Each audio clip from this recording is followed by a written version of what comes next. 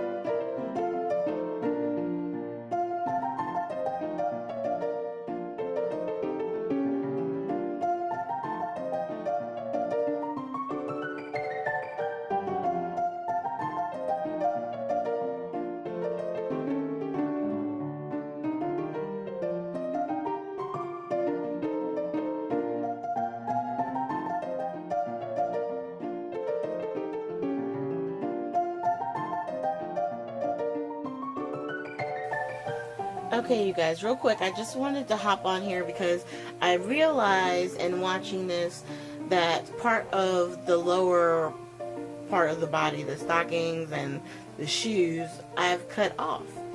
So you're not really seeing all that.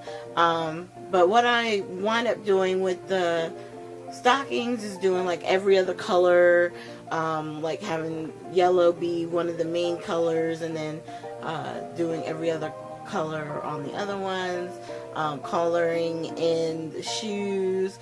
So right now I'm just trying to get all my pieces filled in, and so I can have my little mini rainbow effect.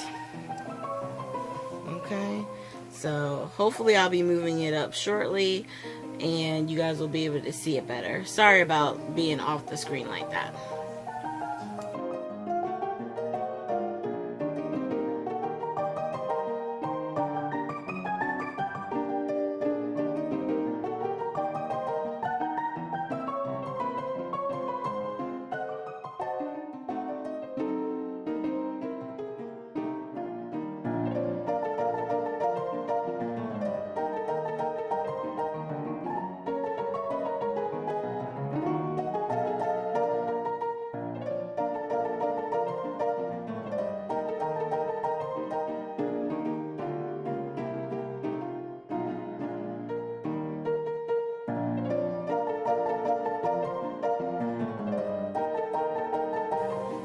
So now that everything is colored, we're going to go ahead and do a little bit of fussy cutting.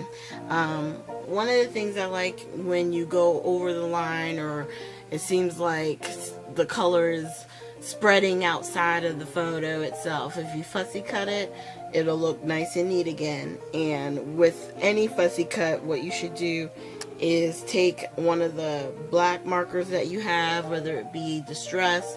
I think I use my Spectrum Noir. You just, grab the marker and go along the cut edge to give it a more finished look.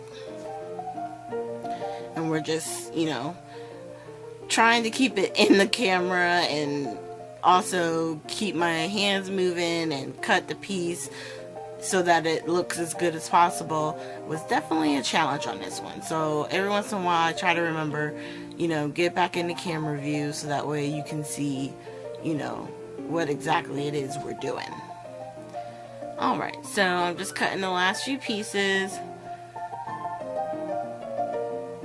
And then that is complete. So you can see there, I'm kind of looking at the bottom and I decided, you know what, I need to go ahead and marker that. Oh no, I did use a Distress ink. Okay, so I used the, what would it be, the black soot from the Distress markers, and I'm going around the edge with that. And I just used that one because literally it was right there on my desk. So if whatever you have, if it's Copic, if it's Spectrum, if it's Distress ink, you can go ahead and do that edge. Just be careful because if your hand slips, then it's hard to, fix that again. And while I had the black marker in my hand, I wanted to give a little bit more definition to her hair. So I'm just going through and adding some shadow and some dark lines to give it just a little bit of definition.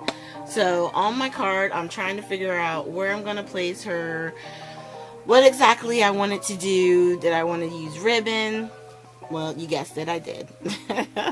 So I'm just taping it down on the back side and then cutting off the excess. And then I'm going to go ahead and tape this one down.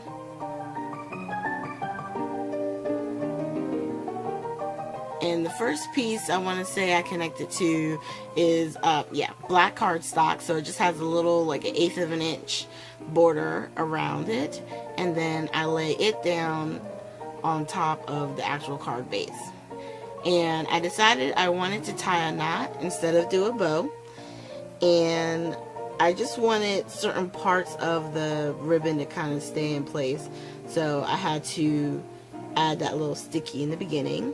And then once I got the knot in the spot that I wanted and the ends in the angle, I went ahead and added a glue dot right behind where the knot was, so that everything kind of stays in place. Alright. And then once I figured out where I wanted to place her, I wasn't sure where I wanted to put the butterfly. I really did want to use it, and I went kind of back and forth trying to figure out, what was I going to do. So I decided to go ahead and glue it down with, I used the Scotch quick glue to lay her down. And then I want to say right here, I was trying to figure out like the gray marker, the right marker to do for the grounding, and I realized I still had the glue out, so that's why I had to close that up real quick because I didn't want it to dry. And so I just took one of my water brushes and kind of like spread out the color just to give her a little bit of grounding. And that's it on that one. And then I decided to put the butterfly above her. I like this butterfly. It's a wood chip, like a little chipboard butterfly. It's really pretty, but I kept it natural. And then I'm just stamping a sentiment that says, "Miss you." And after that, I'm just going to actually tape it to the black. And then I believe put it on, oh no, I didn't use any black paper. I just put it on some foam tape to give it some definition. And right now, putting some glue on the butterfly, closing the glue back up because once again, you don't want it to dry out. And of course, I had some sequins on my desk, so I decided to go ahead and lay down a few of those. Sorry about my cat. She decided to come in and visit. She's wanting a treat for the night. But she's going to have to wait because we're getting ready to finish this up. So I'm just laying down a couple of the different sizes. And, you know, just to give it a little something special to finish it off. And I always love, if I lift up my sentiment, I love to sneak a sequin or two underneath that lip. So it's just like kind of peeking out. I like the way that looks. So, and there you have it. That's our card for today. Thank you guys so much for joining me. Oh, wait. There was a spot that needed another one. Like I said, you can never have too many.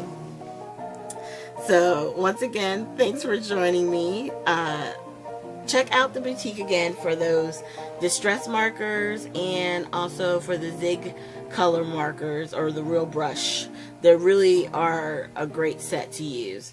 So I will see you guys with our next video. Have a great one.